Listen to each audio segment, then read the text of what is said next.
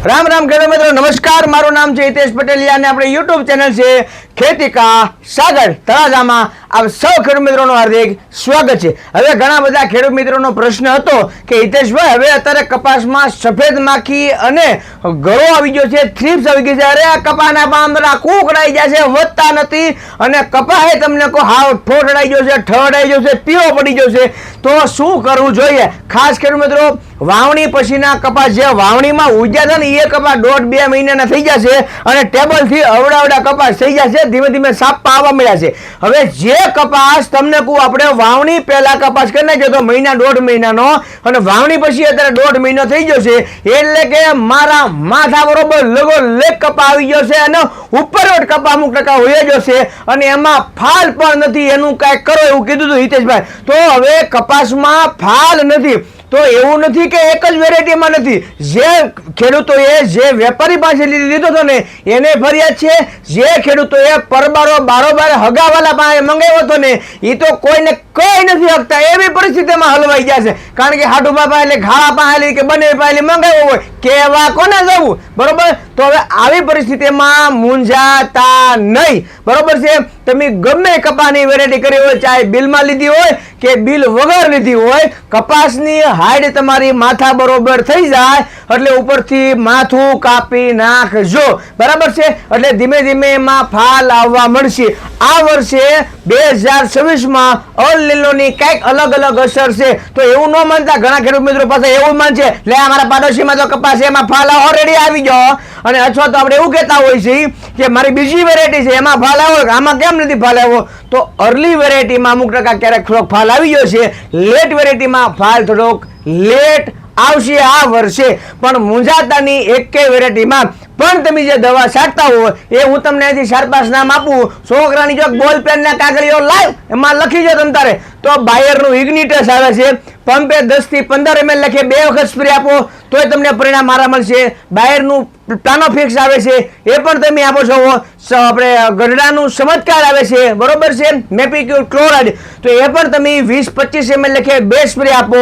ગોદરેજ કંપનીનું ઓડીનું આવે છે મેપિક્યુર ક્લોરાઇડ એ બરોબર, એ પણ તમે 2 સ્પ્રે આપી શકો છો, અથવા સિઝન્ટાનું જે કલ્ટાર આવે છે પેકવા બુટાઝોલ 2-3 ml અથવા મોટો કપાસ થઈ ગયો તો 5 ml તમે તારે આપી શકો છો। સુમિટોમોલનું ટાબોલી આવે છે, બરોબર છે? વિદ્યુત આવે છે, એનો પણ તમે સ્પ્રે કરાવી શકો છો, બરાબર? અથવા તો આપણે જે ડોક્ટર પ્લાન્ટ પ્રોટેક્શન વાળાનું જે તમને કોઈ બ્લુબેરી આવે છે પંપે 20 ml લખે 2 વખત નાખો, ધાણી ફોડે એમ ફોડી નાખશે કપાસ તમ તારે, એમાં સોજરા પડી દેવો ફાલ આવવા મળશે। આ બધી દવાઓ તમારા હરેક નજીકના વિસ્તારની માલિકમાં મળી રહેશે, બરાબર? હવે બીજી એક વસ્તુ છે કે અત્યારે થ્રિપ્સનો એવો હેવીમાં હેવી એટેક છે, એની કોઈ વાત પૂછવામાં સુરેશભાઈ પંખો ચાલુ કરી છે ને કે મરી જાવું, બરાબર છે?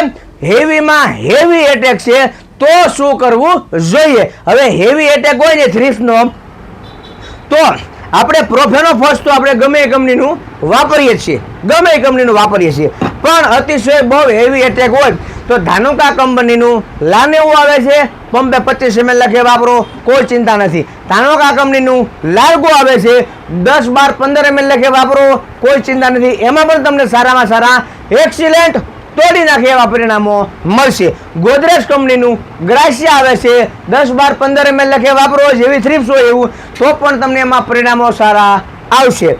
સિઝન્ટા કંપનીનું સિમોડિસ આવે છે એ પણ વાપરી શકો છો, અને કોટેવા કંપનીનું ડેલિગેટ આવે છે, ટાટાનું સમિટ આવે છે, હેવી થ્રિપ્સ હોય તો તમે આ પણ વાપરી શકો છો, અથવા તો તમે જે ટ્રેસર આવે એ ટ્રેસર પણ તમે વાપરી શકો છો, બરાબર છે? હવે રેગ્યુલર આપણે છંટકાવ કરતા હોય અને આટલી બધી થ્રિપ ન આવી હોય તો બીજું શું આવે?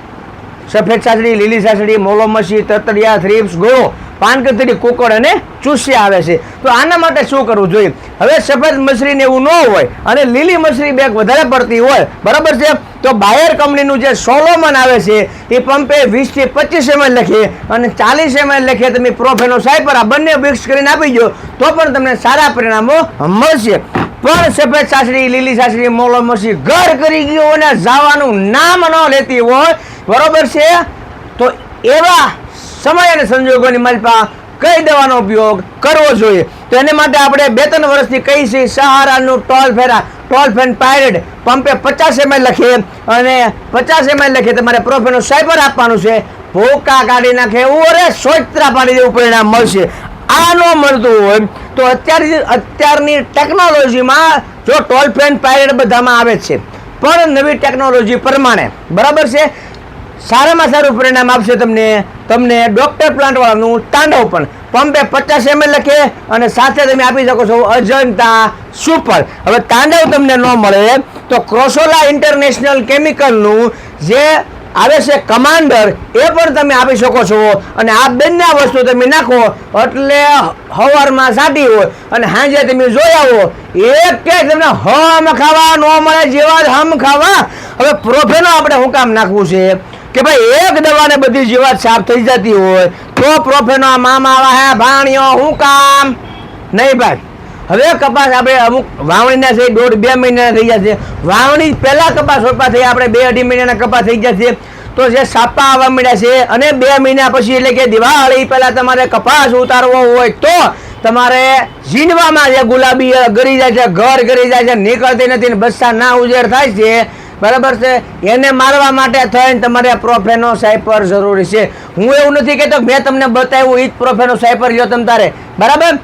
પીઆઈ કંપનીનું રોકેટ આવે છે લઈ લો, સિજન્ટાનું પોલિટ્રીન સી આવે છે લઈ લો, નાગાર્જુન કંપનીનું પ્રોફેક્સ સુપર આવે છે લઈ લો, સુમિટોમોનું રોકેટ આવે આપણે સુમિટોમોનું આપણે હિટશેલ આવે છે, શેલગ્રોન આવે છે લઈ લો. તમને મજા આવે એ તમ તાર લઈ લેવાનું, સારું પ્રોફેનો લેવાનું છે. પંપે 40-50 ml લખે નાખી દેવાનું છે. અને ખાસ ખેડૂત મિત્રો 2 હાથ જોડી નમ્ર વિનંતી છે, માથું નમાવીને નમ્ર વિનંતી છે કે શાળો ઉનાળો કે ચોમાસું ગુંદરિયું નાખવાનું ફરજિયાત રાખો. તમે 10 ml લખીએ ગુંદરિયું નાખવાનું ફરજિયાત રાખો, કારણ કે ગુલાબી એર માટે પણ ગુંદરિયું અતિશય સારામાં સારું કામ કરશે. ફૂલ બોલમાં આડાવળી તમને કોઈ દવા સાટી હોય અને ના આડાવળી તમને કોઈ એના કોઈ જીવડા હોય તો ના એને તમને કોઈ મારી નાખશે. અને થ્રીપ માટે પણ સારામાં સારું કામ કરશે. અને મિલીબગ હોય તો મિલીબગ માટે પ્રોફેનો તમને કોઈ સારામાં સારું કામ કરશે. એટલા માટે તમે આ વસ્તુનો ઉપયોગ કરી શકો છો અને નાખી શકો છો. એટલા માટે કોઈ પણ તમે તારે કંપનીનું ગુંદરિયું લો, મને કોઈ કંપનીની અરે કાંઈ વાંધો નથી, લેવા દેવા જરાય છે નહીં. તમે તારે ગમે કંપની નાખો 10 ml લખે તમે તારે નાખો. જે તમને કંપનીવાળા એમ કહેતા હોય કે 3 ml લખે તો સોચરા કાઢી નાખે, એને કેવું ના ઉભો રહે હું તારું ગુંદરિયું 3 ml નાખી દઉં બરોબર. 5 ml વાળાનું કેવું તારે 5 ml નાખી દેવાનું અને એનું ગુંદરિયું તમે તારે 10 ml લખે તમને નાખવાનું. જો એનું એક ગુંદરિયું 10 ml સોચરા ન પાડે તો કોરી મુંડાવી નાખવાની જવાબદારી આપણી, કારણ કે 3 ml કરતાં 10 ml નું પરિણામ સારું આવે. આખા છોડવા ઉપર પ્રસરી જાય અને આ પાંદડાની આર પાર દવા નીકળી જાય અને એનું આખું એક લેર બનાવી નાખે. ઈંડા બસ્સા જે હોય બરોબર એને જકડી લે, નીકળવા ન દે બહાર, એવું હાઈ ક્લાસ લેર બનાવે. આપણે ગુંદરિયાને એવી રીતે ઉપયોગ નથી કરવાનો કે વરસાદ આવે દવા છાંટતા હોય ઝાપટું પડે અને ધોવાઈ જાય, એવી રીતે ઉપયોગ કરવાનો નથી. એટલા માટે કોઈ પણ કંપનીનું તમે સ્ટીકર છે આપણે ગુંદરિયું કહેતા હોય, સ્ટીકર કહેતા હોય, સોડાડવાનું કહેતા હોય, 10 ml લખે કચ્છ કટાવીને છાંટી જો ભૂકા કર્યા સોચેડા પાડી દેવું પરિણામ તમને મળશે. એટલે આ જે મેં તમને દવા કીધી છે તમારા નજીકના વિસ્તારમાં જે મળે એ દવા તમે તારે લઈ લેજો, કોઈ ચિંતાનો વિષય નથી. આપણા આવા વિડીયો જોવા માટે આપણી ચેનલને સબસ્ક્રાઈબનું બટન છે કચ્છ કચાવીને દબાવી દો. રજા આપો. રામ રામ. જય જવાન જય કિસાન.